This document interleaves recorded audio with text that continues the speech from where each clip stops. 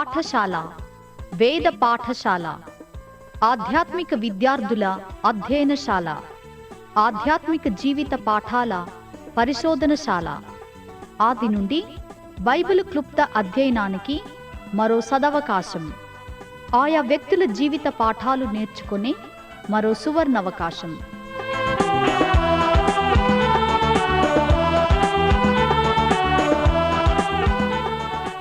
వినండి వేద పాఠశాల నూతన వర్తమానాలు.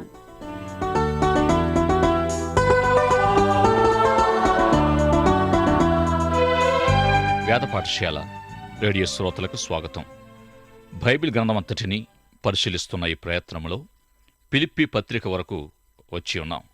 గత కొన్ని తరగతులుగా ఫిలిప్పీ పత్రికను ధ్యానిస్తున్న విధంగా ఈ పత్రికను మరింత లోతుగా ధ్యానించి వాక్యములో దాగి ఉన్న వాక్య సత్యాలను తెలుసుకోవాలనే గొప్ప కోరిక మీకు కలగాలని ప్రార్థిస్తూ ఉన్నాం. ఫిలిప్పీలతోనూ నేటి మనతోనూ పౌలు ఈ పత్రిక ద్వారా ఏ విషయాలైతే తెలియజేస్తూ వచ్చాడో అవే విషయాలను ఎఫెసీ పత్రికలో కూడా పౌలు తెలియజేశాడు. క్రీస్తులో జీవించుట అనగానేమో పౌలు ఎఫెసీ పత్రికలో కూడా తెలియజేశాడు. ఒక గొప్ప విషయం ఏదైనా ఎవరికైనా మనము అందించవలసి వచ్చినప్పుడు ఒక వ్యక్తి ద్వారా అట్టి విషయాన్ని అందించడం జరుగుతుంది. పౌలు ఈ సత్యాల్ని అనేక వ్యక్తుల ద్వారా అందిస్తూ వచ్చాడు. అనేక వ్యక్తుల్లో ఈ సత్యాల్ని ఇమిడ్చి ఉంచాడు. 2వ అధ్యాయం ప్రారంభం నుండి 4 వచనాల్లో ఈ సత్యాలు మనము తెలుసుకోవచ్చు. కావున క్రీస్తునందు ఏ హెచ్చరికైనను, ప్రేమ వలన ఆదరణ అయినను, ఆత్మయందు ఏ సహవాసమైనను, ఏ దయారసమైనను, వాత్సల్యమైనను ఉన్న ఎడల మీరు ఏక మనస్కులగునట్లుగా ఏక ప్రేమ కలిగి ఏక భావము గలవారుగా ఉండి ఒక్కదాని యందే మనసుంచుచు నా సంతోషమును సంపూర్ణము చేయుడి. కక్ష చేతనైనను వృధాతిశయము చేతనైనను ఏమీ చేయక వినయమైన మనసు గలవారై ఒకరినొకడు తనకంటే యోగ్యుడని ఎంచుచు మీలో ప్రతివాడును తన సొంత కార్యములను మాత్రమే గాక ఇతరుల కార్యములను కూడా చూడవలెను. ఫిలిప్పీ పత్రిక క్రీస్తులో జీవించుట అనే సత్యాన్ని తెలియచేయడం మాత్రమే కాదుగాని క్రీస్తుతోటి జీవితం కొరకైనట్టి మాదిరిని, నమూనాలను కూడా చూపించింది. ఫిలిప్పీలకు పౌలు వ్రాసిన ఈ ప్రేమలేఖలో సహవాసాన్ని గూర్చి వివరించే అంశాలు, సహవాసం యొక్క లక్షణాలు ఇవ్వబడ్డాయి. ఇంకా పౌలుకు ఫిలిప్పీ విశ్వాసులకు మధ్యనున్న ప్రేమ సంబంధం కూడా తెలియచేయబడింది. సంఘము ఏనాడు కలిగి ఉండనంతటి గొప్ప సువార్తికుడిగా పౌలును ఫిలిప్పీ సంఘం ప్రేమించింది. దేవుని వాక్యాన్ని, క్రీస్తు సువార్తను ప్రకటించి ప్రపంచమంతటా క్రీస్తు సంఘాన్ని స్థాపించాలన్నదే పౌలు యొక్క ఏకైక కోరిక, ఆశయం, అభిప్రాయమయ్యుంది. ఈ కారణంగానే పౌలు ఫిలిప్పీ సంఘాన్ని ప్రేమించాడు. అతడు రోమా జైలులో ఉన్నప్పుడు ఫిలిప్పీ సంఘము పౌలుకెంతగానో సహకరించింది. ప్రతి అధ్యాయాన్ని వాటిలోని అంశాల ప్రకారం మనం ధ్యానించవచ్చు.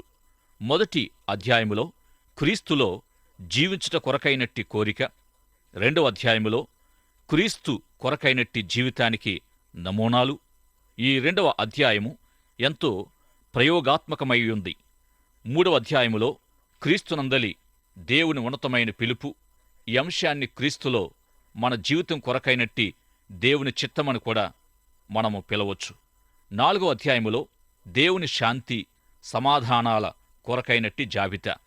ఇక 2వ అధ్యాయపు అంశాన్ని కొంత మనం తెలుసుకుందాం. క్రీస్తుతోటి జీవితం కొరకైనట్టి నమూనాలను ఇచ్చే ఈ సందేశము ఎంతో ఆచరణీయమైంది.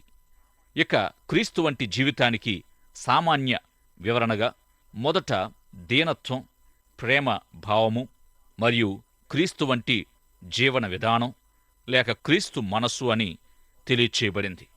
ఫిలిప్పీలకు పౌలు దీనత్వాన్ని, వినయ మనస్సును సూచిస్తూ వీటికి దగ్గరగా ఉండే ప్రేమ భావాన్ని కూడా బోధించాడు.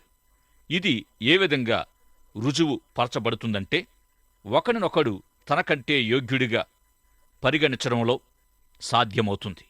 ఒకరినొకరం ఘనపరిచి గౌరవించుకోగలిగినప్పుడే దీనమైన వినయ మనస్సు బయలుపడుతుంది. మనం నిజంగా దీనులం, వినయ స్వభావము గలవారమైతే మన చుట్టూ ఉన్నవారంతా మన దృష్టిలో గొప్పవారిగానే కనిపిస్తారు. దీనత్వం అంటే సిగ్గు బిడియంతో మనల మనము నీచులుగా ఎంచుకోవడం కాదు. ఇక మనము ప్రేమ గలవారమైతే ఈ దశను కూడా అధిగమిస్తాం. ఈ ప్రేమ గలవారి సిద్ధాంతం ఏదంటే, ప్రభు చెప్పిన రీతిగా ఇతరులు మనకు ఏదైతే చేయాలని కోరతామో అదే మనము ఇతరులకు చేయాలి. ఇది ధర్మశాస్త్రం మరియు ప్రవక్తల ఉపదేశ సారమయుంది. ప్రేమగలవారు తమ సొంత కార్యాలను మాత్రమే గాక ఇతరులను గూర్చి కూడా ఆలోచిస్తారు. మనం సాధారణంగా మన సమస్యలు, మన అవసరాలు, మన పరిస్థితులు, మనం ఎదుర్కొంటున్న ఒత్తిళ్లు, ఒడిదుడుకులను గూర్చి భారము కలిగి ఉంటాం. అయితే క్రీస్తు ప్రేమగలవారు సరిగ్గా తమ్ముని గూర్చి ఆలోచించుకున్నట్టే ఇతరుల నిమిత్తము కూడా ఆలోచిస్తారు. ప్రేమ తన స్వార్థాన్ని మించి ఎదుటివారి కోసం ఆలోచిస్తుంది. ఇక్కడ పౌలు చెప్పేదేమిటంటే, క్రీస్తు విశ్వాసులమైన మనమంతా ఒక్క ఆత్మ, ఒక మనసును కలిగినట్టి ఏకీభావముతో జీవించాలని చెబుతూ వచ్చాడు. వారిలో వారికి గల కక్షలు, పోరాటాలు, విభేదాలను ఉద్దేశించి పౌలు యువదియను, సుంటికేను అని వారిని ప్రభునందు సంబోధించి ఏక మనస్సు కలిగి ఉండండని వారిని వేడుకున్నాడు. క్రీస్తు వంటి మనస్సు కలిగి ఉండడానికి దీన మనస్సు, ప్రేమ మనస్సు కలిగి ఉండడం ప్రాముఖ్యమైంది. ఇక యువదియ, సుంటికే అని ఇద్దరు స్త్రీలు ఈ సత్యాలకు వారు కొంత భిన్నంగా ఉండి ఉండొచ్చు. అందరూ ఉపయోగించగల సమాజ సేవ ఆవరణాన్ని ఒక ఆమె సంగీతం అభ్యసించడానికి, మరొక ఆమె స్త్రీల ప్రార్థన కూటానికి కోరుకొని ఉండొచ్చు. ఇక సాధారణంగా క్రీస్తు విశ్వాసుల మధ్య చోటు చేసుకునే ఇట్టి విభేదాలు వారిలో ఉండే గర్వము, స్వార్థము మొదలైన వాటి ద్వారా తలెత్తవచ్చు. ఈ సందర్భంగా పౌలు వారి విభేదాలకు పరిష్కారంగా దీన మనసు, వినయ భావాలతో కూడిన క్రీస్తును పోలిన మనసును సూచించాడు. ఈ సత్యాలను తెలియజేస్తూ పౌలు కొన్ని మాదిరి జీవితాలను చూపిస్తూ వచ్చాడు.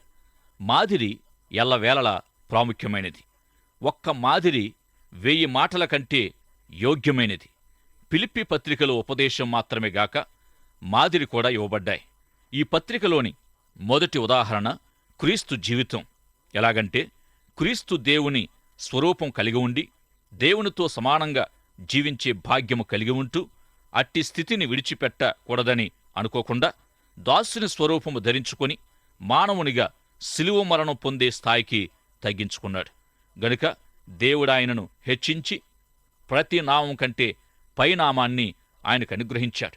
ఈ విధంగా పరలోకములోనివే గాని భూసంబంధమైనవే గాని సమస్తము ఆయనకు లోబడి ప్రతి మోకాలు ఆయన పేరట వంగి ప్రతి నాలుక ఆయనను ఒప్పుకొన్నట్లుగా ఆయన హెచ్చింపబడ్డాడు. తండ్రి అయిన దేవుని మహిమార్థం ఈ విధంగా జరుగుతుందని యేసుక్రీస్తు యొక్క మాదిరి జీవిత వివరణలో తెలియచేయబడింది. యేసు ప్రభు బోధల ప్రకారం దేవుని రాజ్యములో పైనున్నది అనబడినదంతా క్రిందికి రావాలి, హెచ్చైనది గొప్పది అనబడినదంతా క్రిందికి రావాలి, తగ్గించబడాలి. ఇందుకు మొదటి ఉదాహరణ యేసు ప్రభువే. ఆయన శిలువలో మన కొరకు మరణించడానికి పరలోకము నుండి ఈ భూమికి 7 మెట్లు క్రిందికి దిగివచ్చాడు. నిజానికి పైకెక్కడానికి, గొప్పవాళ్ళం అనిపించుకోవడానికి మనమెంతో ప్రయత్నిస్తాం. ప్రభు మనిషిగా మారాడు, మానవ రూపం ధరించాడు. ప్రభు దిగివచ్చిన మొట్టమొదటి గొప్ప మెట్టు ఇదే. సరే, మనిషిలా వచ్చాడు అంటే గొప్ప మనిషిగా కాదు సుమా, మనుషులకే దాసుడిగా వచ్చాడు. తండ్రికి విధేయుడయ్యాడు. ఎంతవరకంటే శిలువ మరణం పొందే వరకు లోబడ్డాడు. ఆయన పొందిన మరణం సామాన్యమైనది, సహజమైనది కాదు. ఆయన వస్త్రహీనునిగా చేయబడ్డాడు. కాళ్ళు చేతుల్లో మేకులు గ్రొచ్చబడ్డాయి. అవమానముతో శిలువకెక్కాడు. లోకపాపం కోసం మరణించాడు. ఈ విధంగా తనను తాను తగ్గించుకున్న ప్రభువును తండ్రైన దేవుడు 7 మెట్లు పైకి హెచ్చించాడు. అన్ని నామముల కంటే పైనామమును ఆయనకు అనుగ్రహించి ప్రతి నాలుక ఆయనను ప్రభువని ఒప్పుకునేటట్లు, ప్రతి మోకాలు ఆయన పేరట వంగేటట్లు ఆయనను హెచ్చించాడు. ఈ విధంగా పరలోకమందున్నవే గాని భూమి యందున్నవే గాని తండ్రి మహిమ నిమిత్తం క్రీస్తు ప్రభువుకు లోబడేటట్లుగా దేవుడు చేశాడు. ఈ ఫిలిప్పీ పత్రికలోని మన కొరకైనట్టి అన్వయము ఏమిటంటే, క్రీస్తు వంటి దీన మనస్సు, తగ్గింపు, ప్రేమ మన ఆత్మీయ జీవితాల్లో కలిగి ఉండాలని తెలియచేయబడింది.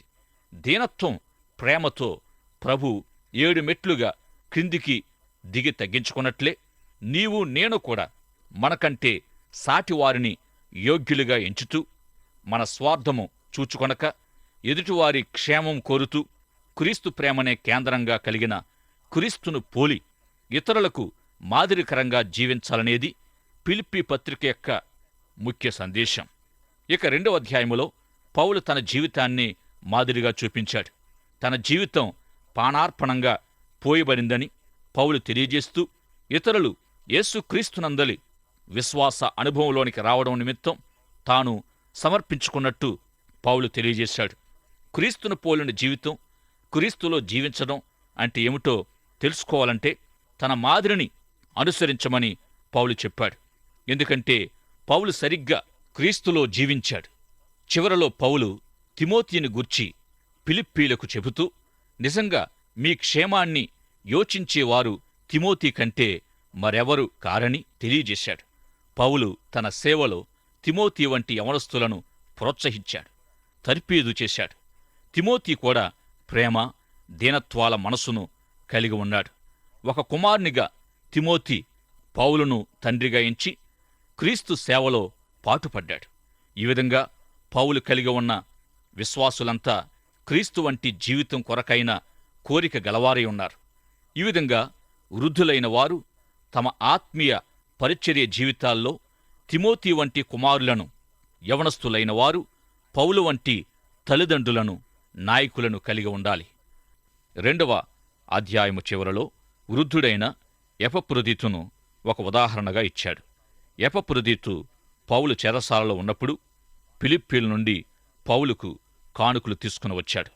ఎపఫ్రొదితును గురించి పౌలు ఫిలిప్పీలకు ఈ విధంగా వ్రాశాడు: మరియు నా సహోదరుడును, జత పనివాడును, నా తోటి యోధుడును, మీ దూతయు, నా అవసరమునకు ఉపచరించినవాడునైన ఎపఫ్రొదితును మీ యొద్దకు పంపుట అగత్యమని అనుకుంటుని.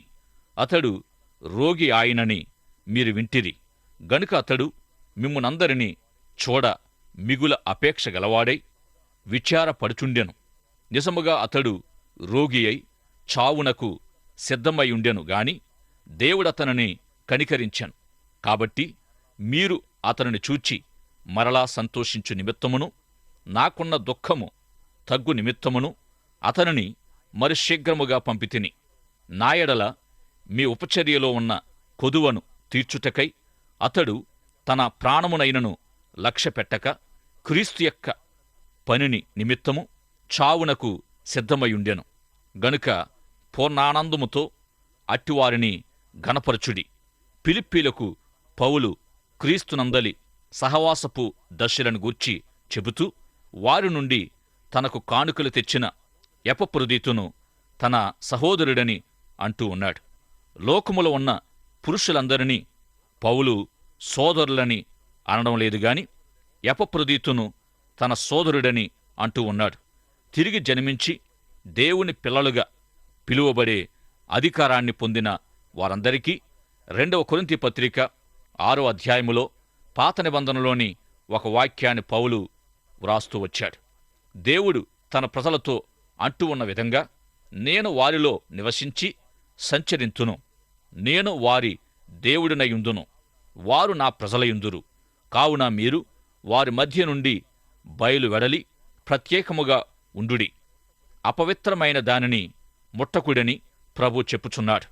మరియు నేను మిమ్మును చేర్చుకొందును, మీకు తండ్రినయుందును, మీరు నాకు కుమారులను కుమార్తెలనై యుందురని సర్వశక్తిగల ప్రభు చెప్పుచున్నాడు అనే మాటల్ని పౌలు వారికి జ్ఞాపకం చేశాడు. ఈ విధంగా రక్షణ పొంది క్రీస్తులో జీవిస్తూ దేవుని పిల్లలని పిలువబడే అధికారం పొందినవారే తప్ప అందరూ దేవుని పిల్లలు కాజాలరు. అందరూ మనుషులే అయినప్పటికీ వారంతా దేవుని బిడ్డలు కానందున సోదరీ సోదరులు కారు. ఈ విధంగా పౌలు క్రీస్తునందున్న ఎపఫ్రొదితును తన సోదరుడని పిలిచాడు. రక్షణ పొందిన వారంతా ఒక్క కుటుంబములోని సోదరీ సోదరులుగా ఎంచబడే అధికారాన్ని, శక్తిని కూడా వారు దేవునిలో నుండి పొందినవారై ఉన్నారు. అతడు జతపనివాడు, స్వార్థ పనిలో శ్రమించేవాడని కూడా పౌలు తెలియజేస్తూ వచ్చాడు. ఇక యేసు క్రీస్తునందున్న రక్షించబడిన వారు అనేకులు అయ్యున్నప్పటికీ అందరూ దేవుని పనిలో పాలు పొందలేరు. మనతో పాటు అనేక మంది సోదరీ సోదరులు ఉన్నప్పటికీ వారు మనము వారిని ప్రేమిస్తూ ఉన్నప్పటికీ వారంతా మనతోటి శ్రమలో పాలు పొందడానికి ఒప్పందం చేసుకోలేరు. సమ్మతింపకుండా ఇద్దరు కూడి నడుతురా అని ఆమోసు గ్రంథం 3వ అధ్యాయం 3వ వచనములో మనం చదువుతున్నాం. ఈ విధంగా మనకెందరో విశ్వాసులు సహోదరులు అయ్యున్నప్పటికీ వారంతా మనతోటి పనివారు కారు. అయితే మన సేవలో ఎవరైతే భాగస్థులుగా ఉన్నారో అట్టివారే మన జత పనివారై ఉన్నారు. మరి ఒక స్థాయిని పౌలు తెలియజేస్తూ ఉన్నాడు. పౌలు ఎపఫ్రొదితును తన తోటి యోధుడు లేక సైనికుడని వర్ణిస్తూ ఉన్నాడు. పౌలుకు సహోదరుడు, జత పనివాడు, తన పరిస్థితులు లేక శ్రమ ప్రయాసలన్నిటిలో ప్రాణానికి సహా తెగించి పౌలుతో పరిచర్యలో పాలు పొందిన ఎపఫ్రొదితును సైనికుడని అంటూ ఉన్నాడు. ఇంతవరకు చెప్పుకొచ్చినట్టే మనుషులందరూ సహోదరులు కారని, సహోదరులంతా జతపనివారు కాదని అన్నట్టే ప్రతి ఒక్కరూ సైనికులు అనబడరు. ఈ విధంగా ప్రాణానికి తెగించి పౌలుకు సహకరించిన ఎపఫ్రొదితు రోగి అయి చావ సిద్ధమయ్యున్నాడని తెలియజేశాడు పౌలు. రోమా చెరసాలలో ఉన్న పౌలుకు ఫిలిప్పీల సహాయాన్ని తీసుకొచ్చిన ఎపఫ్రొదితు ప్రాణానికి తెగించి క్రీస్తు కోసం మరణించడానికి తెగించాడని తనతోటి యోధుడిగా తెలియజేశాడు పౌలు. ఈ విధంగా క్రీస్తు కొరకు జీవించడంలో ఎపఫ్రొదితు ఒక గొప్ప ఉదాహరణగా పేర్కొనబడ్డాడు. క్రీస్తు కొరకు జీవించడంలో ఎపఫ్రొదితుడు గొప్ప ఉదాహరణ కాడా? ఈ విధంగా 2వ అధ్యాయము క్రీస్తు కొరకు జీవించడము ఎట్లు అనే దానికి ఉదాహరణలు, అన్వయాలు అయి ఉన్నాయి. 3వ అధ్యాయములో మరొక్క అడుగు ముందుకు వేసి క్రీస్తునందలి దేవుని యొక్క ఉన్నత పిలుపుకైనట్టి కలిగే బహుమానం గురించి పౌలు మాట్లాడాడు. ఈ అధ్యాయములో పౌలు రక్షణ అనుభవం యొక్క ఫలితాలను గురించి మాట్లాడాడు. అపోస్తుల కార్యాల్లో వర్ణించబడ్డ విధంగా కాదుగాని ప్రభువుచే దర్శించబడిన ఆ అనుభవానికి కలిగిన ఫలితాలను ఈ భాగములో పౌలు తెలియజేశాడు. ఈ సందర్భంగా శరీర సంబంధంగా అతిశయించగోరేవారెవరైనా వారందరికంటే ఎక్కువగానే తాను అతిశయించగలనని, తాను అతిశయించదగిన కారణాలు అన్నిటినీ తెలియజేశాడు. బెన్యామీను గోత్రములో పుట్టిన హెబ్రీయుడిగా, పరిసయ్యులకే పరిసయ్యుడిగా ఇత్యాది అర్హతలు అన్నిటినీ క్రీస్తుచే దర్శించబడిన తరువాత వాటన్నిటినీ నష్టంగా లేక పెంటతో సమానంగా పౌలు ఎంచుకున్నాడు.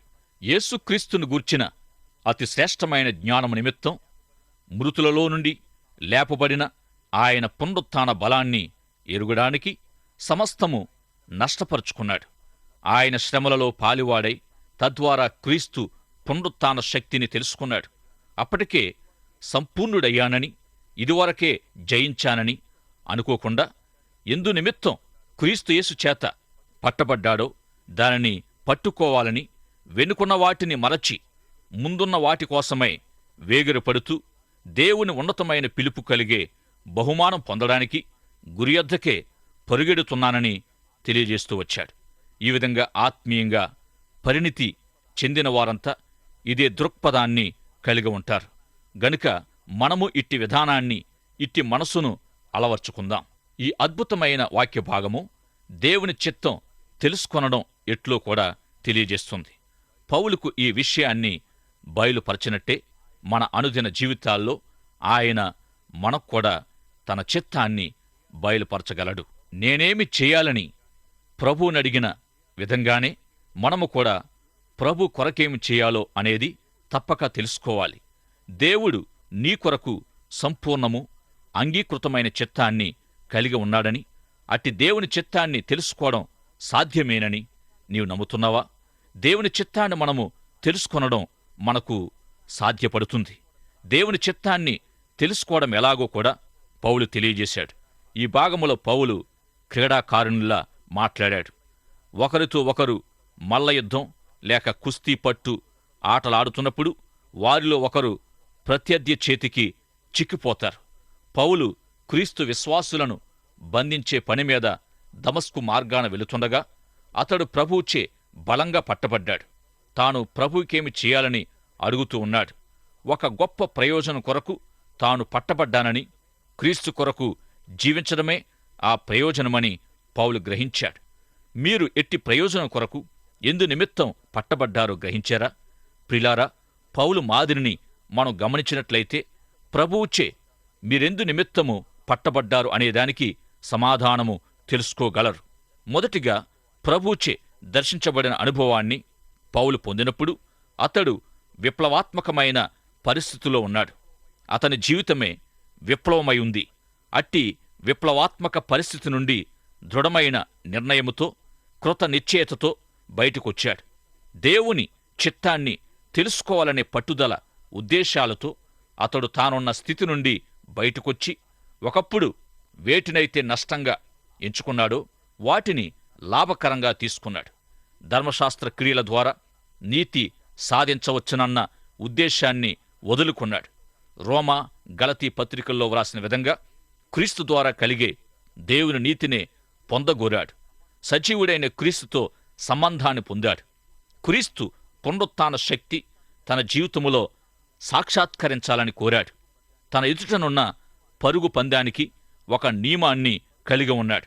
అతని పరుగు పందెపు నియమం దేవుని చిత్తాన్ని గూర్చిన జ్ఞానము కలుగుజేసేదై ఉంది. రానున్న మన జీవితము కొరకు దేవుని చిత్తాన్ని మనము తెలుసుకోగోరితే ప్రస్తుత దేవుని చిత్తములోనే సాగిపోయినట్లయితే ఇంకా ముందు కాలము కొరకు కూడా తెలియపరచబడుతుంది. క్రీస్తులో దేవుని పిలుపుకు బహుమానం పొందాలంటే ప్రస్తుతం దేవుడు మనకనుగ్రహించిన వెలుగులో మనకు అనుగ్రహించబడిన దైవ జ్ఞానం మేరకు నడుచుకున్నప్పుడు దేవుడు మనకు ఉన్నతమైన పిలుపుకైనట్టి గొప్ప బహుమానం పొందడానికి మరింత వెలుగుననుగ్రహిస్తాడు. 3వ అధ్యాయములో పౌలు క్రీస్తు కొరకు జీవించుటకైన ఉద్దేశాన్ని మరియు క్రీస్తు యేసు చేత పట్టబడినట్టి ఉద్దేశాన్ని, 2 ఉద్దేశాలను తెలియజేశాడు. క్రీస్తులో జీవించే క్రీస్తు శిష్యుడు దేని నిమిత్తం క్రీస్తుచే పట్టబడ్డాడో ఆ ఉద్దేశాన్ని తెలియజేశాడు. పౌలు ఎఫెసీ పత్రికలో క్రీస్తులో జీవించే వారికి కలిగే ఆత్మ సంబంధమైన కృపా వరాలను గూర్చి తెలియజేసినట్టే క్రీస్తునందు జీవించే వారికి దేవుని పిలుపు ద్వారా కలిగే గొప్ప బహుమానాన్ని గురించి పౌలు తెలియజేశాడు. క్రీస్తులో జీవించే క్రీస్తు శిష్యుడు గొప్ప బహుమానం పొందడానికి గురియద్దకే పరుగెడుతూ ఉన్నాడు. ఈ విధంగా దేవుని చిత్తాన్ని మనము సంపూర్ణముగా తెలుసుకునే వరకు ఈ సత్యాలను విధేయతతో మనము అన్వయించుకోవాలి. ఈ గొప్ప ఉద్దేశాలను లేక సత్యాల్ని పౌలు 3వ అధ్యాయములో మనకు తెలియజేస్తూ వచ్చాడు.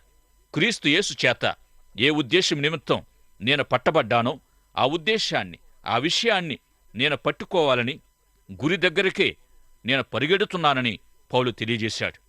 వెనుక ఉన్నవి మరచి ముందుకే పరిగెడుతున్నానని తెలియజేస్తూ ఆ ఒక్క ఉద్దేశం నిమిత్తమే వేగిరపడ్డాడు. దావీదు 27వ కీర్తనలో యెహోవా యొద్ద నుండి తాను కోరిన ఒక్క వరం నిమిత్తమే వెదికాడు. ఈ విధానములో మనం ఎన్నిసార్లు బలహీనమై ఉంటాం. జీవితమంతా దేవుని సన్నిధి, ప్రశాంతతనే దావీదు కోరుకున్నాడు. అలాగే మనకు రక్షణ, నిత్య జీవం ఇవ్వడానికి గాక ఈ లోకములో ఉండగా దేవుని పనులు చేయడానికి మనల్ని నియమిస్తూ ఉన్నాడు. ప్రియ సోదరుడా, సోదరి, మరి పౌలు వలె నీవు గురిని కలిగి పరిగెడుతున్నావా? నిన్ను నీవు పరిశీలించుకోవలసిందిగా ప్రేమతో కోరుతూ ఉన్నాను. దైవాశీస్సులు. ఆమెన్.